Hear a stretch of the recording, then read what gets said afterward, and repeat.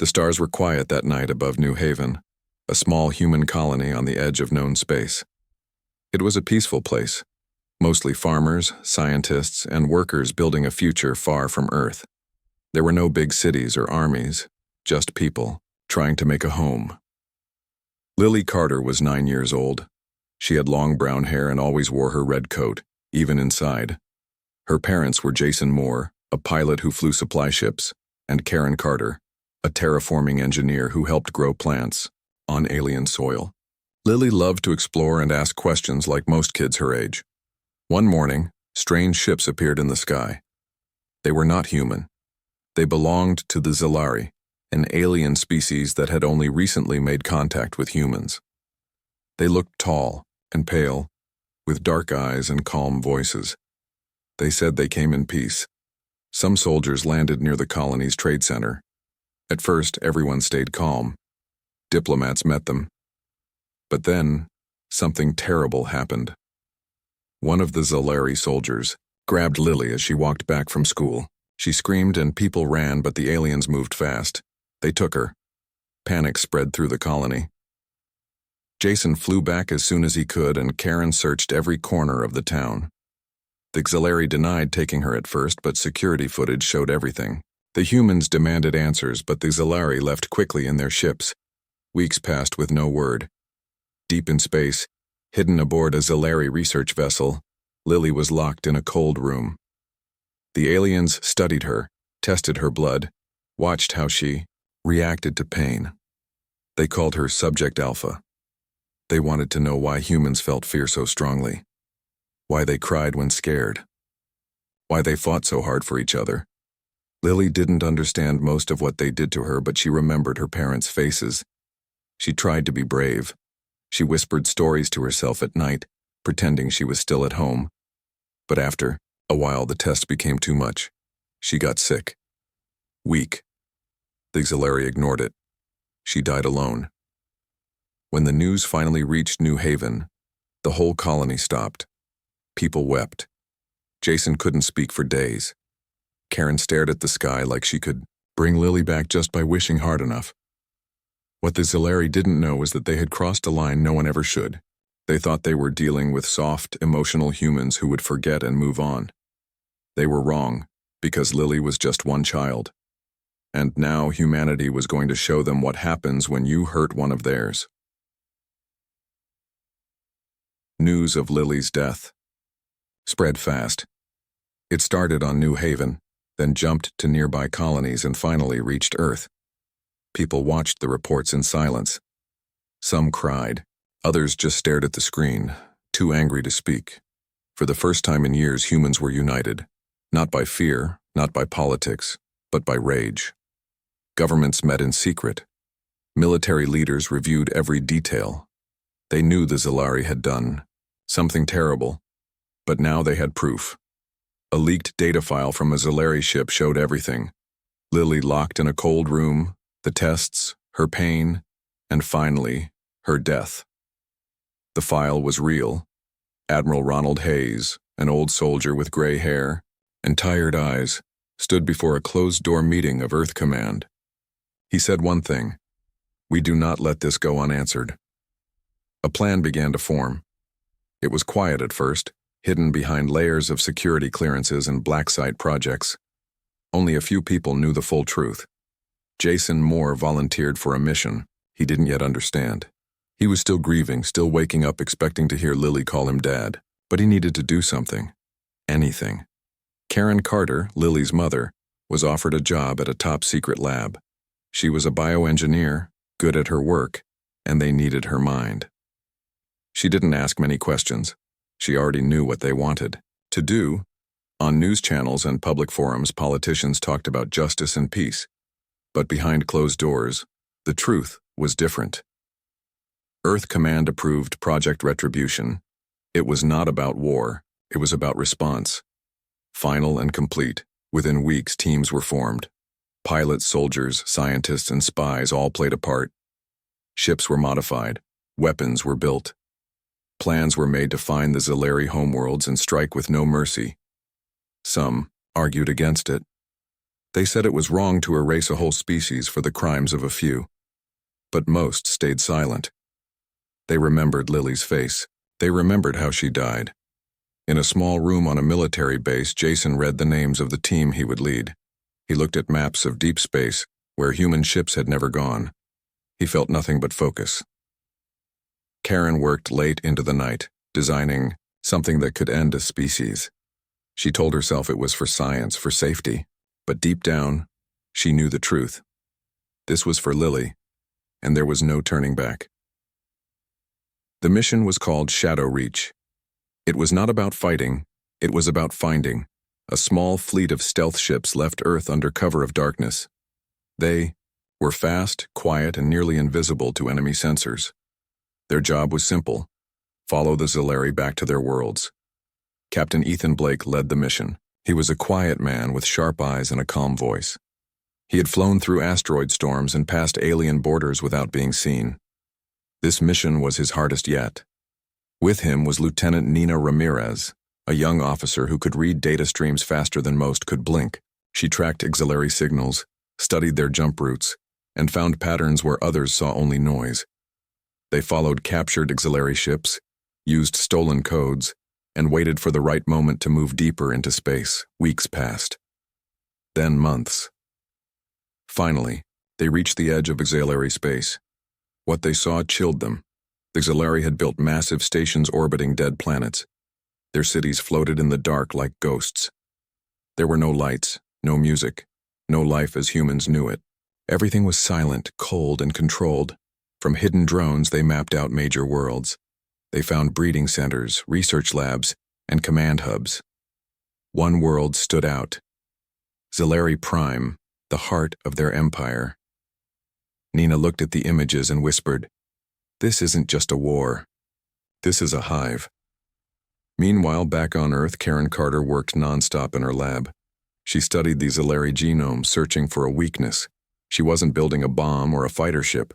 She was building something far worse, a virus. It was designed to attack only Zilari DNA. It would spread fast and kill silently. No pain, no warning, just death. She called it Cleansing Dawn. Jason Moore trained soldiers in deep space combat. He taught them how to move unseen, how to strike fast, and how to finish the job. He didn't talk much. He didn't have to. Everyone knew why they were doing this.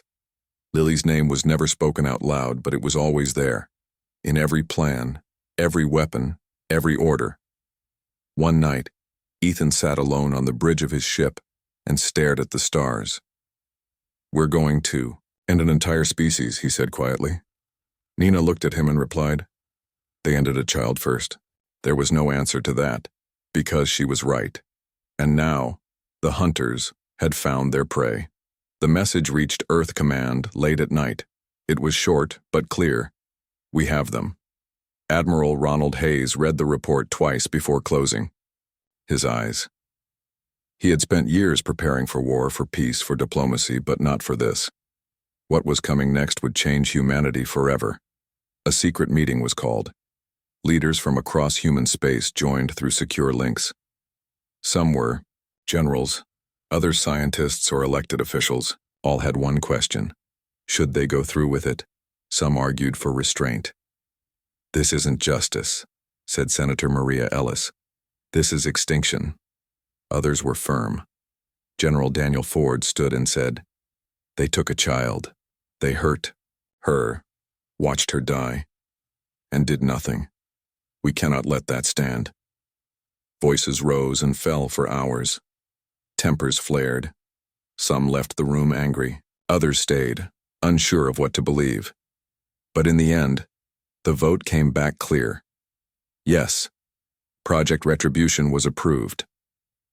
On a quiet base in Colorado, Karen Carter received the order.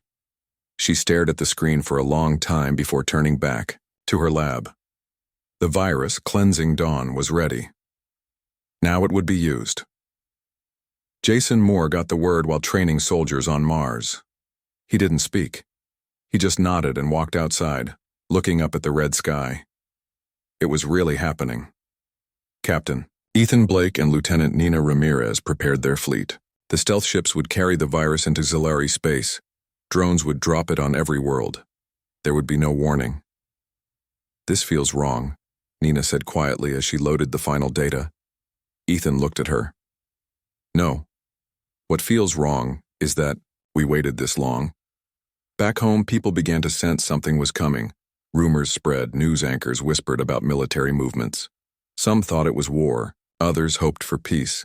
But those who knew the truth kept silent, because they understood something most never would.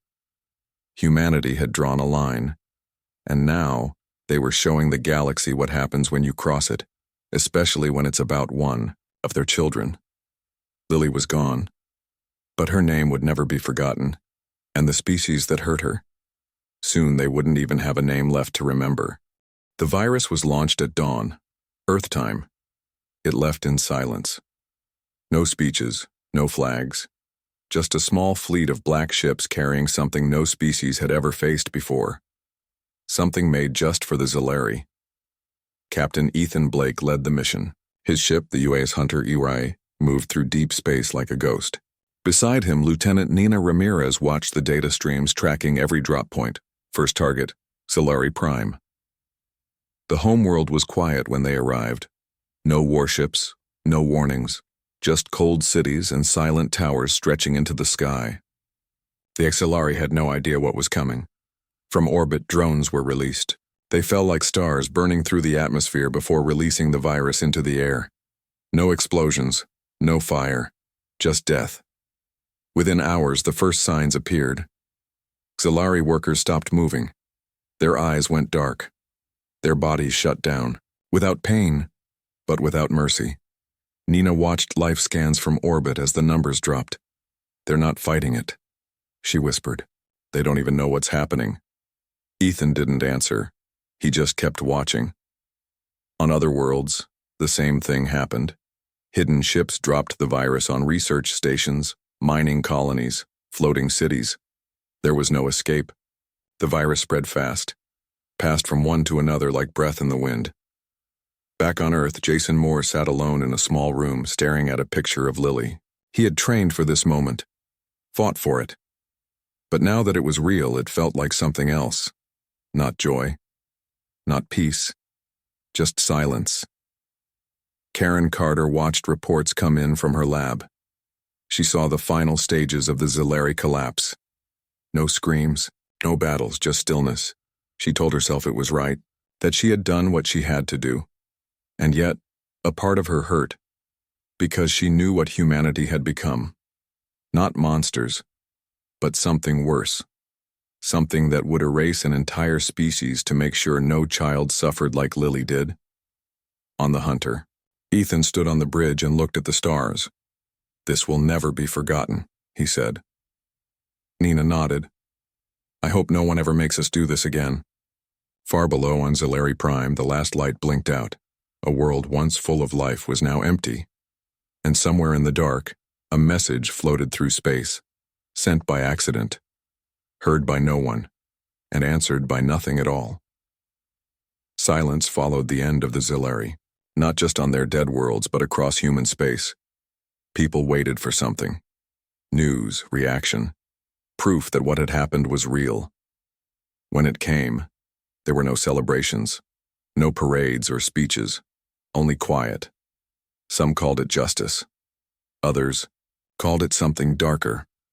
On New Haven, Lily Carter's parents stood at her grave for the first time since the mission ended. Karen looked older, tired in a way no one should be.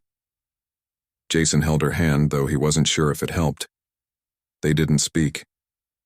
They just watched the wind move through the trees. Around them, the colony had changed. People looked at each other, differently now. They remembered how helpless they had felt when Lily was taken, and now they knew what humanity had done because of it. On Earth, governments tried to explain. Officials gave interviews saying the Zilari had left humans no choice. Some called it a warning to any species thinking of harming humans. Others said nothing at all. Admiral Ronald Hayes resigned from command. He didn't say why. Some said he couldn't live with what had been done. Others said he simply didn't want to make another decision like that ever again. Captain Ethan Blake returned to his home planet with a medal he never wore. Lieutenant Nina Ramirez left the military and disappeared into private life. She never spoke about what she saw. Jason Moore took in Lily's younger brother, Daniel. He taught him how to fly small ships, how to read maps of the stars.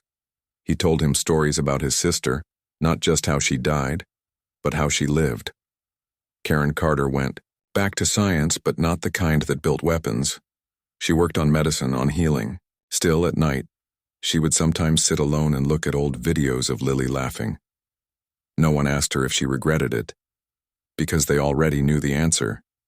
They had erased an entire species, and yet no one else tried to hurt a human child after that ever.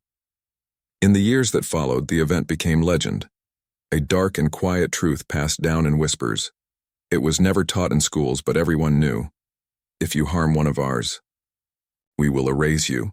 And so the silence continued, not from fear, but from memory and from warning. Years passed. Lily Carter's name was not on every news screen or school book, but it was remembered, quietly, deeply. On New Haven, a small tree now grew where she was buried. Jason Moore planted it himself. He brought Daniel there sometimes to sit and talk, not just about Lily, but about life, space, and what it meant to protect someone. Karen Carter moved away from Earth. She lived on a research station orbiting Titan, helping build cures for diseases that had no name. She never spoke of the virus again. Not once. Captain Ethan Blake retired early. He bought a small house on a quiet moon and watched the stars. When people asked him about his time in service, he only said, "I did what I had to do." Lieutenant Nina Ramirez became a teacher. She taught young minds how to read data, how to find truth in numbers. She never told them what she had helped do, but sometimes late at night she looked up at the sky and wondered if anyone out there still remembered. The Zolari were gone. Their worlds were left untouched, frozen in silence. No one went back. No one wanted to. Humanity didn't speak of it often, but they never forgot. In military schools, the event was studied as a lesson, not in war but in lines that should never be crossed. And what happens when someone crosses them? Some alien species heard the story. Rumors spread through deep space. Tales of a race that would erase a whole people for hurting one child. And so, they stayed away. They didn't test humanity. They didn't take risks. Because they knew. This wasn't just a warning. It was a promise. Message written in silence across dead stars. And in the far corners of the galaxy, some ships still flew with old names painted on their hulls. Names like Hunter, Guardian, Avenger. And before each launch, some pilot still whispered a name. Into the void. Lily.